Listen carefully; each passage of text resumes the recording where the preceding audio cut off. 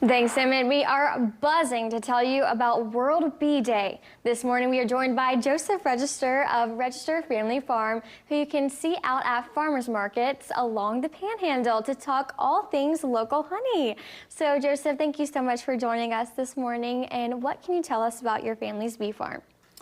Yeah, so this is year 13 for us, and we're still learning every year. We have about 1,500 colonies, and we produce honey throughout the Panhandle. So we specialize in Tupelo honey and wildflower honey. We have a lot of different creamed honeys that we produce as well.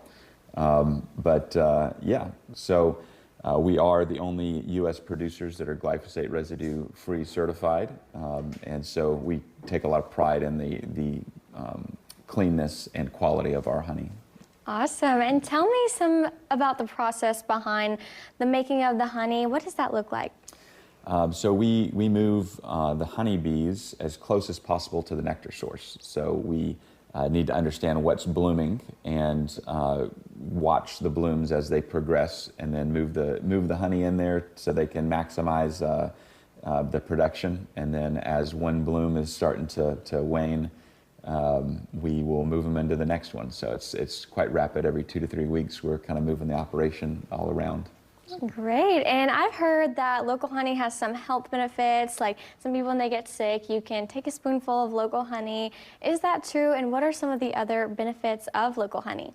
Yeah, so the idea is that the pollens that many people have airborne allergies and reactions to seasonally, because the bees are out there gathering that pollen, it's in the honey, and so your body, if you take it regularly, will get used to that and not have such a strong response to it. So it helps with allergies, but it's also got a lot of benefits, including blood sugar regulation, and it's antibacterial, antimicrobial. It's just pretty special. It does a lot of things, cognitive benefits. So. Great. And what inspired your family to get involved with the beekeeping business? Yeah, so we're all out of the military, out of the Army, and when I got out, I was looking for a business to start. I didn't really know what that was. My brother was passionate about fruit trees, and we got into discussion about honeybees, and from there we got a little carried away.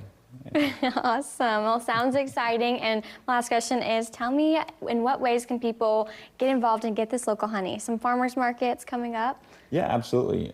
So you can find us out at Grand Boulevard, Niceville, Rosemary Beach on Sundays, the new 30A at Greenway Station Market, also Panama City and Seaside. We also have a organic and specialty market in Freeport that we run. It's a cafe and also an ice cream parlor at 172 East State Highway 20. And then, of course, you can find us online and at retailers. But you can find out what retailers we're at registerfamilyfarm.com. Great. Well, thank you so much for joining us this morning, Joseph. And we'll have some more news and weather coming up after the break.